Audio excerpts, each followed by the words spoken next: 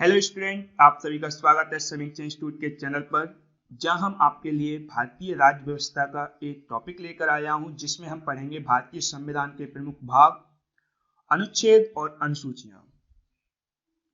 भारतीय संविधान में वर्तमान समय में कुल 22 भाग है, जिसका हम अनुच्छेद के आधार पर पढ़ते हैं। भाग 1, जिसका नाम है संघ और उसका राज्य क्षेत्र, जिसका वर्णन अनुच्छेद 1 से 4 तक किया गया है। भाग 2, नागरिकता, जिसका वर्णन अनुच्छेद 5 से 11 तक। भाग 3, मौलिक अधिकार, जिसका वर्णन अनुच्छेद 12 से 35 तक। भाग 4, राज्य के नीति निर्देशक तत्व, अनुच्छेद 36 से 51 तक। भाग 4 का मूल कर्तव्य, जिसका वर्णन आर्टिकल 51A में किया गया है। भाग 5 में संघ है, संघ से संबंधित प्रावधान है, जिसका उल्लेख अनुच्छेद 52 से 1 से 51 तक किया गया है। भाग 5 को पार्ट के आधार पर पढ़ते हैं, जिसमें सबसे पहले हम पढ़ेंगे कार्यपालिका, राष्ट्रपति और उपराष्ट्रपति, जिसका उल्लेख भारतीय संविधान में आर्टिकल 52 से 78 तक किया गया है। इसी प्रकार संसद के बारे में पढ़ेंगे, जिसका उल्लेख 79 से 122 तक। उसके बाद राष्ट्रपति की विधायी शक्तियों के बारे में पढ़ेंगे, जिसका वर्णन आर्टिकल 123 में है। संघ की न्यायपालिका आर्टिकल 124 से 147 तक। और फिर उसके बाद पढ़ेंगे भारत का नियंत्रक महालेखा परीक्षक, जिसका उल्लेख भारतीय संविधान में आर्टिकल 148 से 151 तक किया गया है। फिर हम भाग 6 के बारे में देखते हैं, जो राज्य से संबंधित है, जिसमें आर्टिकल 152 में साधारणतः राज्य के बारे में बताया गया है। उसके बाद कार्यपालिका 153 से 167 अनुच्छेद तक इसका उल्लेख है। राज्य का विधानमंडल अनुच्छेद 168 212 अनुच्छेद तक इसका उल्लेख है भारतीय संविधान में। उसके बाद हम पढ़ेंगे राज्यपाल की विधायी शक्ति, जिसका उल्लेख आर्टिकल 213 में है। उसके बाद राज्यों के उच्च न्यायालय के बारे में पढ़ेंगे, जिसका उल्लेख भारतीय संविधान में आर्टिकल 214 से 231 तक किया गया है। उसके बाद अधीनस्थ न्यायालय के बारे में पढ़ेंगे, जिसका उल्लेख भारतीय संविधान में अनुच्छेद 233 से 237 तक वर्णित है। भाग 7 को 7वें संशोधन अधिनियम 1956 द्वारा निश्चित किया गया। उसके बाद भाग 8, संघ और राज्य क्षेत्र के बारे में, जिसका उल्लेख भारतीय संविधान में आर्टिकल 239 से 242 तक किया गया है। भाग 9, जिसका विषय है पंचायत, पंचायत का वर्णन अनुच्छेद 243 का से 243 अना तक किया गया है। उसके बाद भाग 9 का नगर पालिकाएं, जिसका वर्णन अनुच्छेद 243 ता से अनुच्छेद 243 या छा तक किया गया है। भाग 9 खा, जिसका वर्णन अनुच्छेद 243 या जा से अनुच्छेद 243 या ना तक किया गया है। फिर हम देखते हैं भाग 10। भाग 10 का विषय है अनुसूचित जाति और जनजाति क्षेत्र, जिसका वर्णन अनुच्छेद 244 में किया गया है। उसके बाद भाग 11, संघ और राज्यों के बीच संबंध, जिसका उल्लेख भारतीय संविधान में अनुच्छेद 245 से 263 तक किया गया है। इसे 2 अध्याय में विभाजित करके पढ़ते हैं, जिसमें विधायी संबंध संघ और राज्यों के बीच अनुच्छेद 245 से 255 तक है। उसी प्रकार प्रशासनिक संबंध अनुच्छेद 256 से 263 तक संघ और राज्यों के बीच है। भाग 12 का विषय है वित्त, संपत्ति, संविदाएं और वाद, जिसका वर्णन अनुच्छेद 264 से 300 तक किया गया है। इसे भी पार्ट में डिवाइड करके पढ़ते हैं, जिसमें वित्त से संबंधित 264 से 291, उधार लेना 292 से 293 अनुच्छेद तक, और संपत्ति, संविदाएं, अधिकार, दायित्व, बाध्यताएं और वाद इस विषय से संबंधित वर्णन भारतीय संविधान में अनुच्छेद 294 से 300 तक किया गया है, जिसे अनुच्छेद 300 का के तहत संपत्ति के अधिकार को कानूनी अधिकार प्रदान किया गया है, जो कि पहले मौलिक अधिकार था। भाग 13 भारत के राज्य क्षेत्र के भीतर व्यापार, वाणिज्य और समागम। इस विषय से संबंधित भारतीय संविधान में उल्लेख अनुच्छेद 301 से 307 तक किया गया है। भाग 14 संघ व राज्यों के अधीन सेवाएं, जिसका उल्लेख भारतीय संविधान में अनुच्छेद 308 से 323 तक किया गया है। इसे भी दो भाग में डिवाइड करके पढ़ते हैं, सेवाएं और लोक सेवा आयोग। सेवाओं से संबंधित प्रावधान भारतीय संविधान में अनुच्छेद 308 से 314 तक किया गया है। उसी प्रकार लोक सेवा आयोग से संबंधित उल्लेख भारतीय संविधान में अनुच्छेद 315 से 323 तक किया गया है। भाग 14 का अधिकरण, इसका प्रावधान, इसका उल्लेख संविधान में अनुच्छेद 323 का से 323 का तक किया गया है। भाग 15 निर्वाचन यानी कि इलेक्शन कमीशन, इससे संबंधित भारतीय संविधान में अनुच्छेद 324 से 329 तक उल्लेख किया गया है। भाग 16 कुछ वर्गों के संबंध में विशेष उपबंध से संबंधित प्रावधान संविधान में अनुच्छेद 330 से 342 तक किया गया है। संविधान का भाग 17 जिसका विषय राजभाषा, इसका उल्लेख भारतीय संविधान के अनुच्छेद 343 से 351 तक किया गया। इसे भी 4 भागों में विभाजित करके पढ़ते हैं। इसका पहला भाग संघ की भाषा, जिसका वर्णन 343 और 44 में किया गया है। उसी प्रकार प्रादेशिक भाषा, जिसका उल्लेख अनुच्छेद 345 से 347 तक। उच्चतम व उच्च न्यायालय की भाषा से संबंधित उल्लेख अनुच्छेद 348 और 49 और विशेष निर्देश, इसका उल्लेख संविधान में अनुच्छेद 350 और 351 में किया गया है। भाग 18 आपात उपबंध, जिसका उल्लेख भारतीय संविधान में अनुच्छेद 352 से 360 तक किया गया है। भाग 19 प्रकीर्ण, इसका उल्लेख संविधान के अनुच्छेद 361 से 367 के मध्य किया गया है। भाग 20 संविधान संशोधन, जिसका उल्लेख अनुच्छेद 368 में किया गया है, जिसके तहत भारतीय संविधान के किसी भी भाग में संशोधन किया जा सकता है, लेकिन संविधान के मूल ढांचे में कोई भी परिवर्तन नहीं किया जा सकता है। भाग 21 संविधान का भाग 21, जिसका विषय है अस्थायी संक्रमणकालीन विशेष उपबंध, जिसका उल्लेख भारतीय संविधान में अनुच्छेद 369 से 392 तक किया गया है।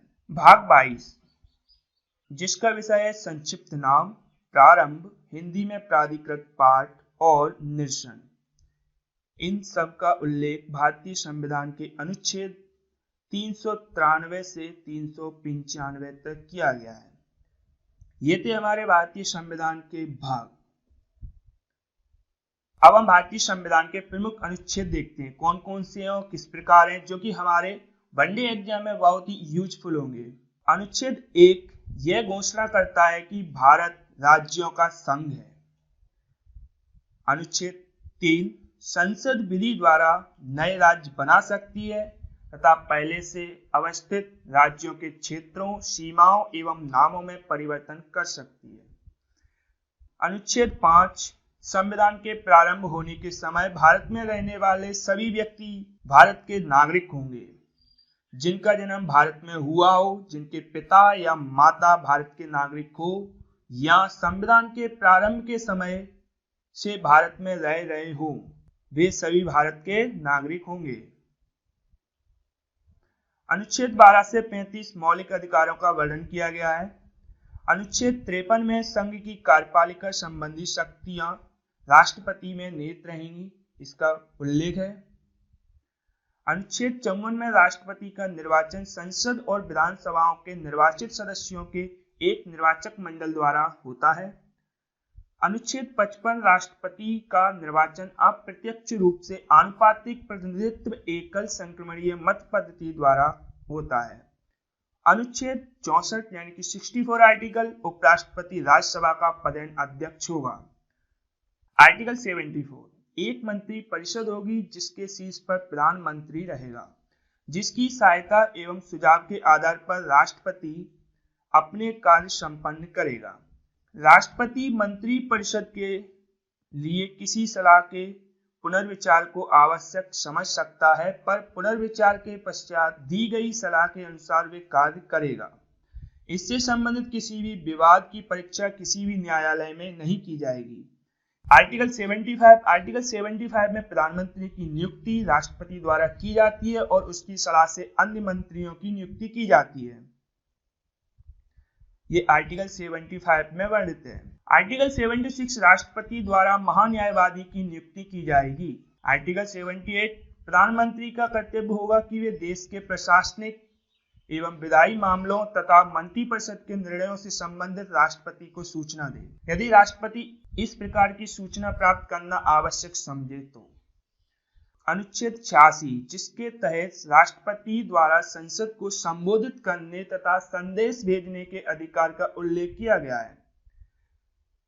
आर्टिकल 108 यानी कि अनुच्छेद 108, यदि किसी विधेयक के संबंध में दोनों सदनों में गतिरोध उत्पन्न हो गया हो तो संयुक्त अधिवेशन का प्रावधान अनुच्छेद 108 में किया गया है।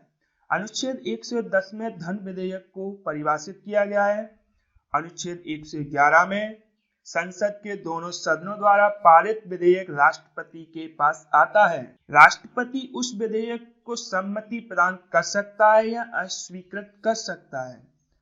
वे संदेश के साथ या बिना संदेश के संसद को उस पर पुनर्विचार के लिए भी भेज सकता है। यदि द्वारा विधेयक को संसद द्वारा राष्ट्रपति के पास भेजा जाता है तो वे इसे अस्वीकृत नहीं कर सकता है और वे हस्ताक्षर करने के लिए बाध्य होगा। अनुच्छेद 112, जिसमें प्रत्येक वित्तीय वर्ष हेतु राष्ट्रपति द्वारा संसद के समक्ष बजट पेश किया जाता है।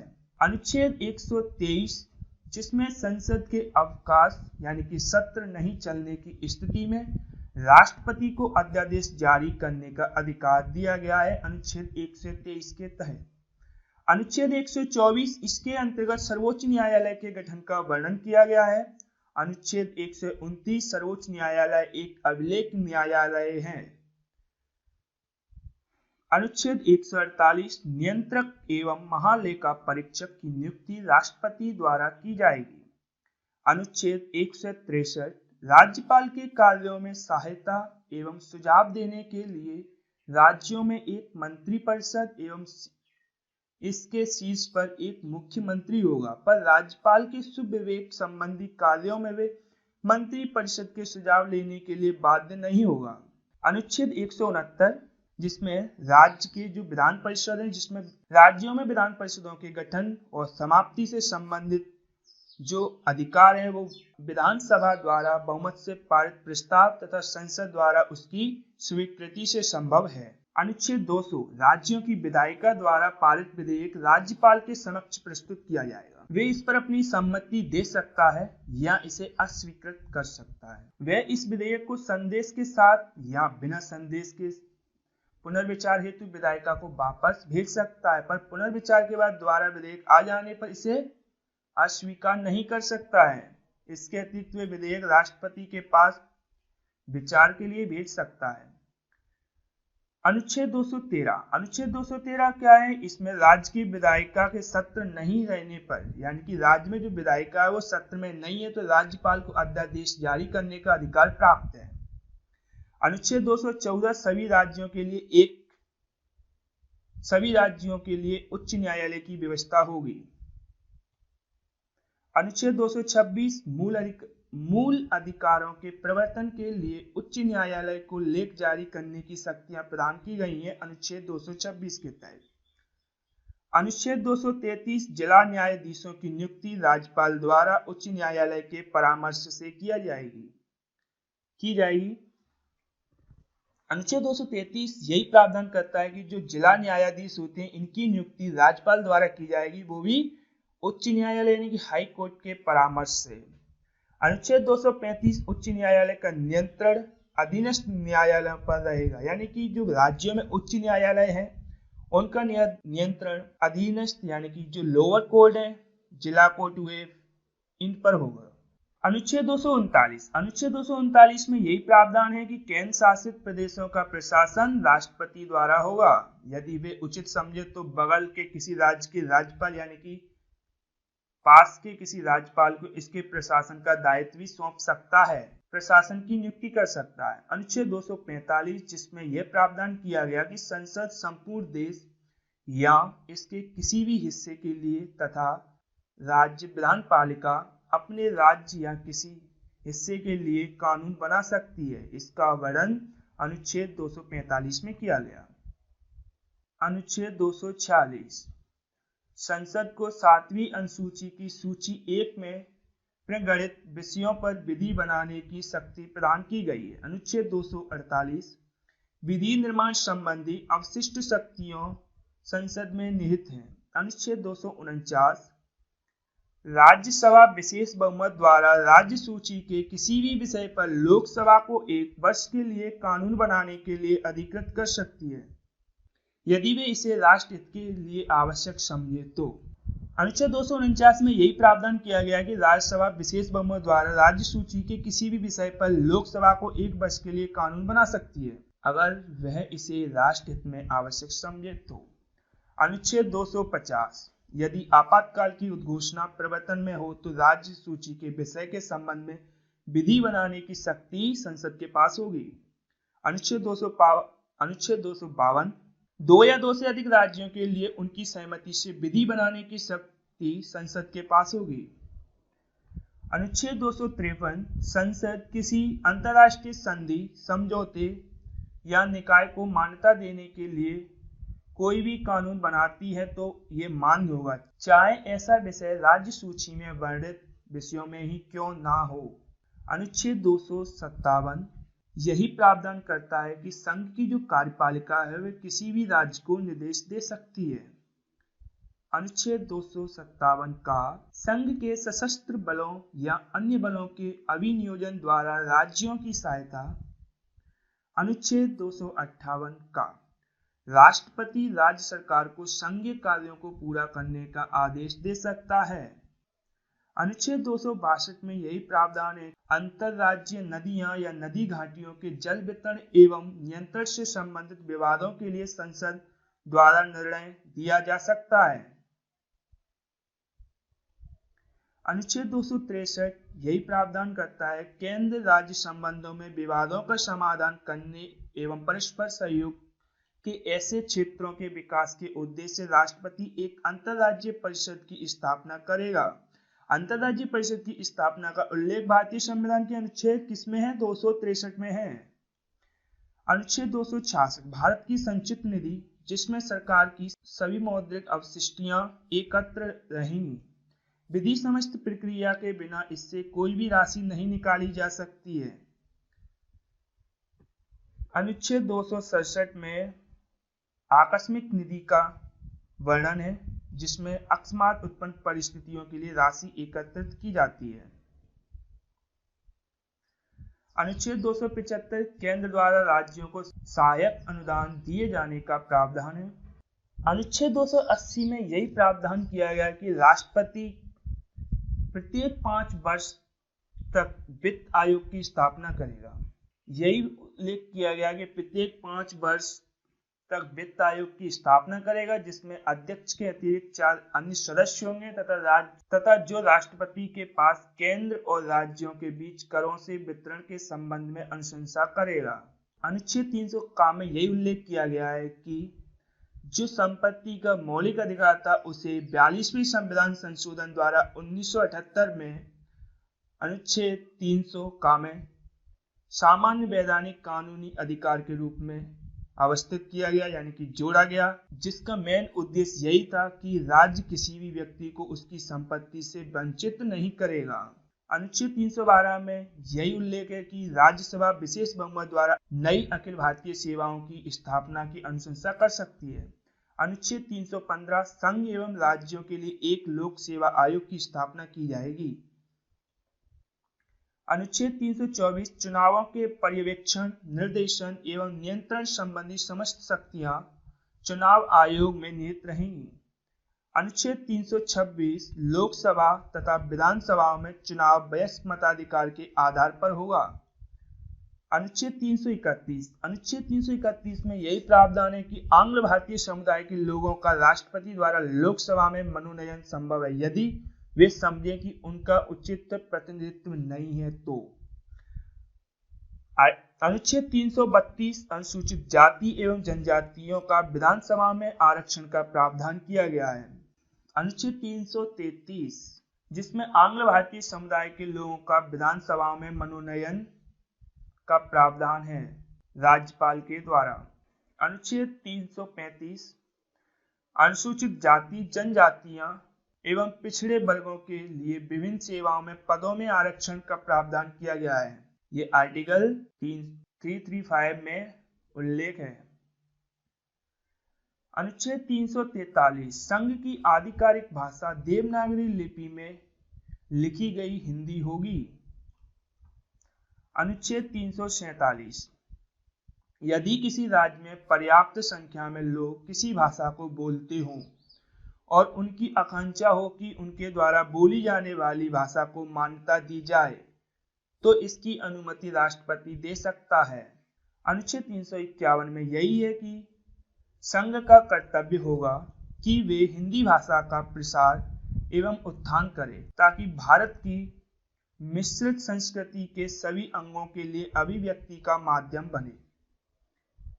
अनुच्छेद 352 राष्ट्रपति द्वारा आपात स्थिति की घोषणा यदि वे समझता हो तो वे भारत या उसके किसी भी भाग में बाह्य आक्रमण या सैन्य विद्रोह के फलस्वरूप खतरे में है तो घोषणा कर सकता है। अनुच्छेद 355 के अनुसार केंद्र ये सुनिश्चित करेगा कि प्रत्येक राज्य की सरकार संविधान के प्रावधानों के अनुसार ही चले। अनुच्छेद 356 यदि किसी राज्य के राज्यपाल द्वारा राष्ट्रपति को यह रिपोर्ट दी जाती है कि उस राज्य में संवैधानिक तंत्र असफल हो गया है तो वहां राष्ट्रपति शासन लागू किया जा सकता है। अनुच्छेद 360 यदि राष्ट्रपति ये समझता है कि भारत या इसके किसी भाग की वित्तीय स्थिरता या साख खतरे में है तो वे वित्तीय आपात की स्थिति की घोषणा कर सकता है। अनुच्छेद 365 के अनुसार यदि कोई राज्य केंद्र द्वारा भेजे गए किसी कार्यकारी निर्देश का पालन करने में असफल रहता है तो राष्ट्रपति द्वारा ये समझा जाना विधि समस्त होगा कि उस राज्य में संविधान तंत्र के अनुरूप प्रशासन चलने की स्थिति नहीं है तो वहां राष्ट्रपति शासन लागू किया जा सकता है। अनुच्छेद 368 के अनुसार संसद को संविधान के किसी भी भाग में संशोधन करने का अधिकार है। अनुच्छेद 370 इसके अंतर्गत जम्मू कश्मीर को विशेष स्थिति का वर्णन है। अनुच्छेद 371 कुछ राज्यों के विशेष क्षेत्रों के विकास के लिए राष्ट्रपति बोर्ड स्थापित कर सकता है जैसे कि महाराष्ट्र, गुजरात, नागालैंड, मणिपुर आदि। अनुच्छेद 394 के अनुसार राष्ट्रपति अपने अधिकार के अंतर्गत इस संविधान का हिंदी भाषा में अनुवाद कराएगा। अनुच्छेद 395 के अनुसार भारतीय स्वतंत्रता अधिनियम 1947, भारत सरकार अधिनियम 1953 तथा इसके अन्य पूरक अधिनियमों को जिसमें प्रीवी काउंसिल क्षेत्राधिकार अधिनियम शामिल नहीं है यहाँ रद्द किया जाता है। अब हम देखते हैं भारतीय संविधान की अनुसूचियां। मूल संविधान में कुल 8 अनुसूचियां थी जो कि वर्तमान समय में 12 अनुसूचियां हैं। पहली अनुसूची जिसमें भारत के राज्यों तथा संघ शासित क्षेत्रों का वर्णन है। राज्यों की संख्या कुल वर्तमान समय में 28 है और राजधानी तथा राष्ट्रीय राजधानी क्षेत्र दिल्ली सहित 9 संघ शासित क्षेत्र हैं।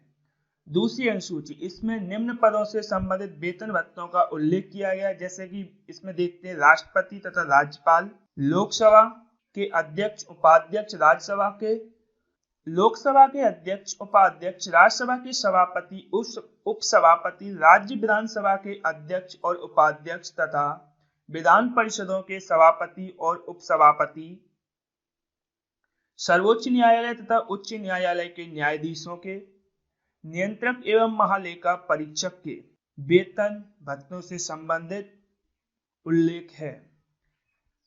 भारतीय संविधान की तीसरी अनुसूची, इसमें सभी अधिकारियों के शपथ ग्रहण का प्रारूप दिया गया है।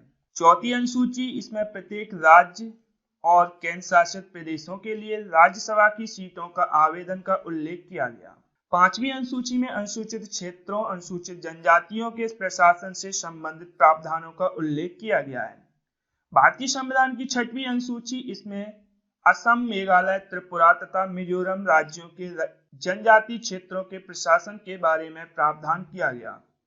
भारतीय संविधान की सातवीं अनुसूची में केंद्र और राज्यों के बीच शक्ति का विभाजन करने के लिए 3 सूचियां, संघ सूची, राज्य सूची और समवर्ती सूची के विषयों का उल्लेख है। संघ सूची में वर्णित कुछ विषय हैं जैसे कि प्रतिरक्षा, विदेश मामले, नागरिकता संबंधी, संचार, परमाणु ऊर्जा, रेलवे, डाक व तार, समुद्री एवं हवाई मार्ग, बंदरगाह, बैंक, युद्ध और शांति, खनिज, बीमा, मुद्रा, विदेश व्यापार, जनगणना, स्टॉक एक्सचेंज, सीमा शुल्क। ये कुछ प्रमुख विषय हैं जो कि संघ सूची में वर्णित हैं। राज्य सूची के प्रमुख विषय हैं जैसे कि कृषि, न्याय व्यवस्था, स्थानीय सुशासन, स्वास्थ्य, जेल खाना, प्रादेशिक लोक सेवा, लोक व्यवस्था, पुलिस, वाणिज्य व्यापार, पशुपालन, सिंचाई, शराब, भूमि, मनोरंजन। समवर्ती सूची के प्रमुख विषय दंड विधि और दंड प्रक्रिया, शिक्षा, कारखाने, मजदूर संघ, जनसंख्या नियंत्रण, श्रमिक कल्याण, आर्थिक तथा सामाजिक नियंत्रण, निवारक निरोध, वन, औद्योगिक विवाद, उत्तराधिकार, विद्युत, कीमत नियंत्रण। अब देखते हैं संविधान की अनुसूची 8, जिसमें 22 भाषाओं का उल्लेख किया गया है, लेकिन मूल संविधान में 14 भाषाओं का उल्लेख था, जो कि समय समय पर जोड़ते हुए आज वर्तमान समय में कुल 22 भाषाएं का उल्लेख है। 21वें संविधान संशोधन द्वारा 1967 में 15वीं भाषा सिंधी को जोड़ा गया। 71वें संविधान संशोधन द्वारा 1992 में 3 भाषाएं कोंकणी, मणिपुरी, नेपाली को जोड़ा गया। 2003 में 92वें संविधान संशोधन द्वारा 2003 में 4 भाषाओं को जोड़ा गया, संथाली, डोंगरी, बोडो, मैथिली जोड़ा गया। इस प्रकार कुल 22 भाषाएं हो गई, जिसे भारतीय संविधान की अनुसूची 8 में रखा गया है। यहाँ पर ध्यान देने की बात यह है कि इस संविधान की अनुसूची 8 में अंग्रेजी भाषा को शामिल नहीं किया गया है, लेकिन संस्कृत भाषा शामिल है। देखते हैं अपनी संविधान की 8वीं अनुसूची में भारतीय भाषाएं 22 कौन कौन सी हैं। असमिया, बंगला, गुजराती, हिंदी, कन्नड़, कश्मीरी, कोंकणी, मलयालम, मणिपुरी, मराठी, नेपाली, उड़िया, पंजाबी, संस्कृत, सिंधी, तमिल, तेलुगु, उर्दू, डोंगरी, बोडो, मैथिली और संथाली। ये थी अपनी कुल 22 भाषाएं जिन्हें भारतीय संविधान की अनुसूची 8 में वर्णित किया गया है, शामिल किया गया है।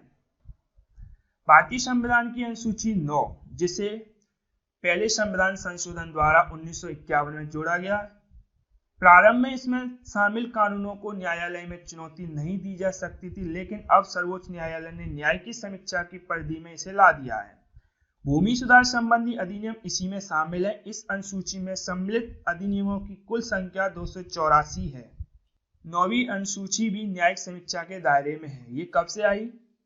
11 जनवरी 2007 को न्यायमूर्ति वाई.के. सबरवाल की अध्यक्षता में 9 सदस्यीय खंडपीठ ने निर्णय लिया कि 9वीं अनुसूची में शामिल कोई भी कानून न्यायिक समीक्षा के दायरे से बाहर नहीं है। इससे पहले इस सूची में शामिल कानून न्यायिक समीक्षा के दायरे से बाहर थे। 1973 के बाद 9वीं अनुसूची में शामिल कानूनों को न्यायालय में चुनौती दी जा सकती है, जिसकी न्यायालय में समीक्षा की जा सकती है। 10वीं अनुसूची, इसे 52वें संविधान संशोधन द्वारा 1985 में जोड़ा गया। इसमें दल बदल कानूनों का उल्लेख है। 11वीं अनुसूची 73वें संविधान संशोधन द्वारा 1993 में इसे जोड़ा गया। इसमें पंचायती राज व्यवस्था का उल्लेख किया गया है। 12वीं अनुसूची इसे 74वें संविधान संशोधन द्वारा 1994 में जोड़ा गया। इसमें नगरीय निकायों से संबंधित प्रावधान हैं। अब हम देखते हैं अनुसूचियां और उनसे संबंधित अनुच्छेद कौन कौन से हैं। पहली अनुसूची है जिससे संबंधित अनुच्छेद हैं 1 एवं 4। दूसरी अनुसूची इससे संबंधित अनुच्छेद हैं 59(3), 65(3), 75, 6, 97, 125, 148(3), 158(3), 164(5), 186 एवं 221। तीसरी अनुसूची से संबंधित अनुच्छेद हैं 75(4), 99, 124, 6, 148(2), 164(3), 188 एवं 219। ये अनुच्छेद है तीसरी अनुसूची से संबंधित। चौथी अनुसूची से संबंधित अनुच्छेद 4 का और अनुच्छेद 82 है। पांचवी अनुसूची से संबंधित अनुच्छेद 244 1 है। छठी अनुसूची से संबंधित अनुच्छेद 244 2 एवं 275 1 है। सातवीं अनुसूची से संबंधित अनुच्छेद 246, आठवीं अनुसूची से संबंधित अनुच्छेद 344 1 एवं 351 है। नौवीं अनुसूची से संबंधित अनुच्छेद 31 खा। 10वीं अनुसूची से संबंधित अनुच्छेद 102 2, 191 2 है। 11वीं अनुसूची से संबंधित अनुच्छेद भारतीय संविधान का 243 6 है। 12वीं अनुसूची से संबंधित संविधान का अनुच्छेद 243 बी है। इन अनुच्छेदों के बारे में डिटेल में हम आगे की वीडियो में पढ़ेंगे।